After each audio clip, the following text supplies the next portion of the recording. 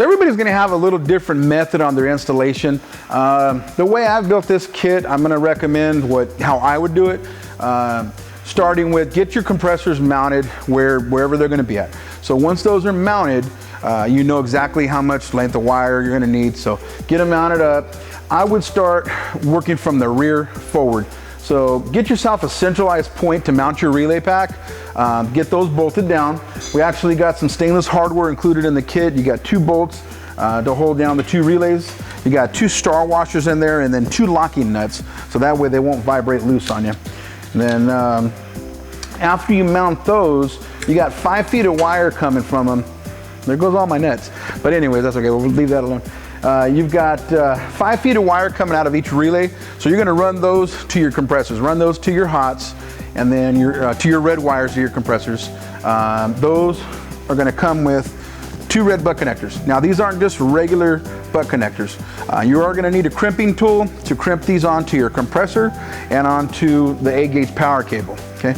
After you've made a nice solid connection on them, take a lighter or preferably a heat gun, and these are actually heat shrinkable. These will seal up onto your wire, creating a seal. That way you don't have water getting in and corroding the copper inside there. So make sure you don't bypass that. Make sure you get these heat shrinked when you're done, okay? So now you've got your 2 power wires hooked up to your reds on your compressors. You're gonna have your black wires for your compressors. Get those grounded to bare metal, preferably the frame of the vehicle. If it's a unibody car or something like that, then find a good ground point that's not just a little flimsy piece of metal somewhere. No matter what you do, make sure you get the paint off of it. Don't have any body seam sealer or anything like that on it. Make sure it's raw metal, and we actually include 2 more pieces of hardware, the stainless hardware with the star washers to go for your grounds. So make sure those are nice and tight. When you're done, you should not be able to spin your ring terminals at all. You should have a nice solid connection. So now you've got your power and your ground hooked up. You're gonna run your other 2 power wires. Those ends have ring terminals already crimped onto them. So run those up towards the battery. If you have a truck, you could just run it along your frame. We've got plenty of zip ties you can zip tie on to factory wiring that's underneath there. If you want to get a little fancier with it, you can get some cable screw downs, put those along it. Just make sure it's not hanging, doesn't drag, anything like that. So if you have a car, let's say you're working in the trunk. So you got this mounted, the relay is mounted in your trunk. You're gonna run this up to your battery. Well, now you're gonna have to go outside the vehicle and go through probably your firewall. If the ring terminal won't make it through your firewall, try to find a grommet or rubber grommet in the firewall that you can pierce a hole through and run those out. Once you get up to the battery, do not connect these.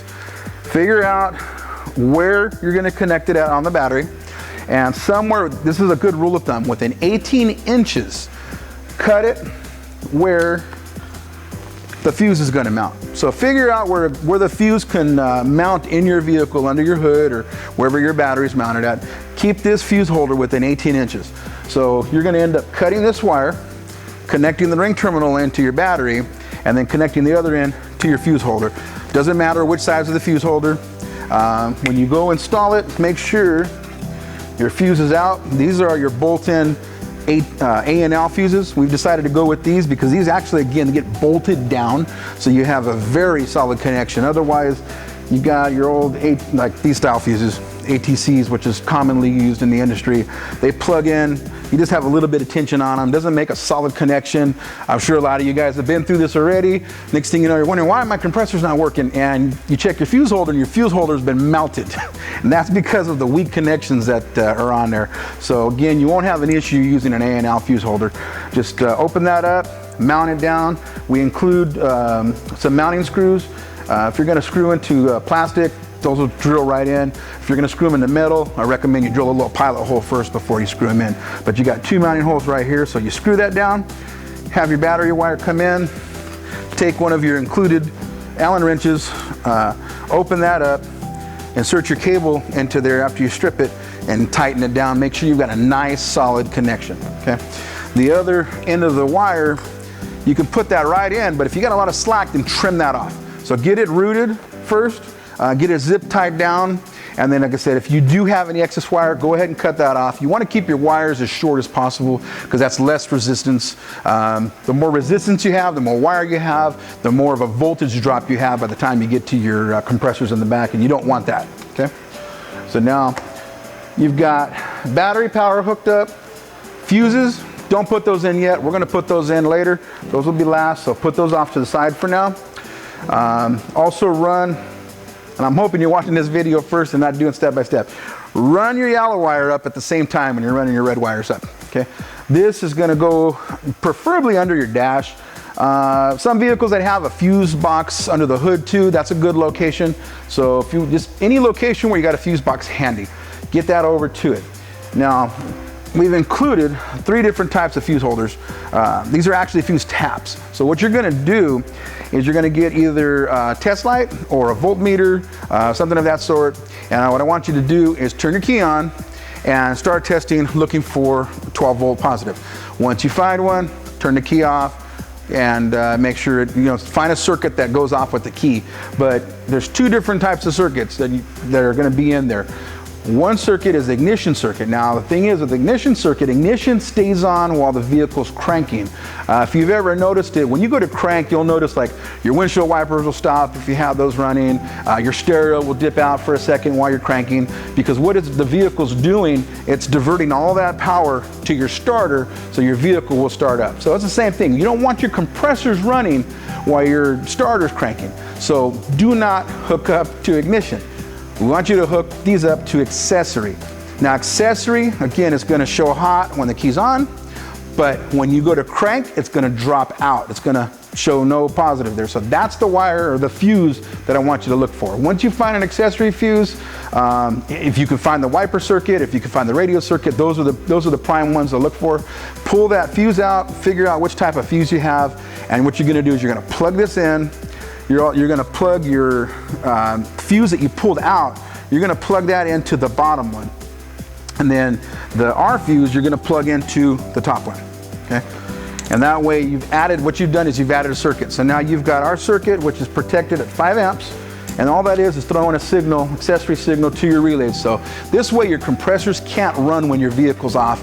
That way if you have a leak that pops up or you have a leak in your tank, starts depleting overnight, boom, next thing you know it wants to kick your compressors on. That can kill your battery by the time morning comes. So that's not going to happen.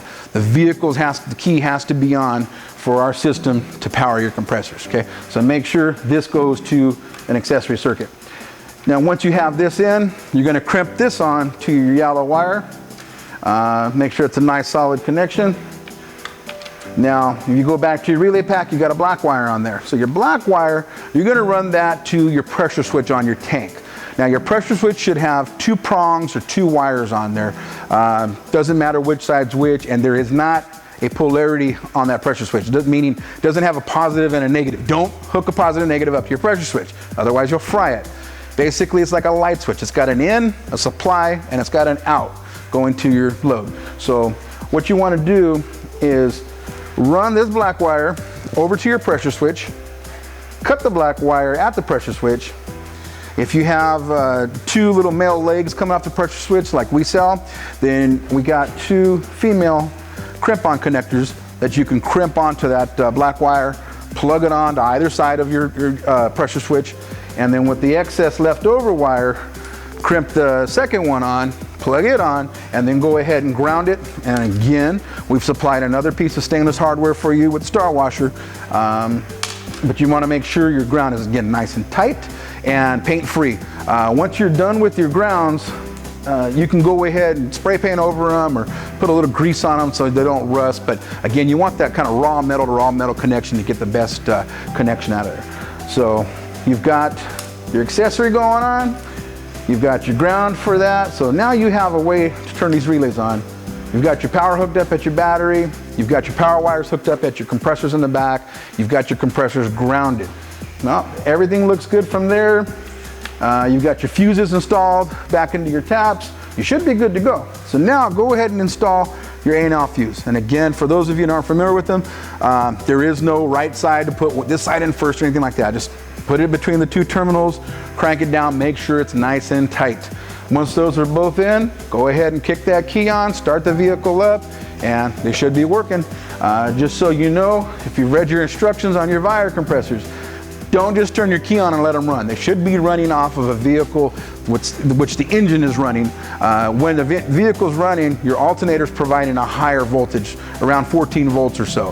When the vehicle's off and you have the key on, you're just running at 12 volts or less. And that can actually take a toll on those compressors, and you'll shorten their life. So make sure every time you're running your compressors, you've got the engine running. Any questions or whatever, give us a call, 559-486-5444, or you can shoot us an email at info@avsontheweb.com. And if you got any feedback or anything else you'd like to see in the kit, same thing, shoot us an email. We'll also have another video if you want to look for it, which we have another kit called Evolve, which is another brand of our AVS, but it's a higher end, and it's going to beef everything up from relays. It's going to beef up these relays to an 80 amp solenoid from Vire. We're getting rid of the 8-gauge wire, going with a 4-gauge wire, which is a lot thicker. A lot more components in the kit, but again, a lot beefier kit that's going to, man, it'll last you forever. So check out those videos, subscribe, and hope you enjoy.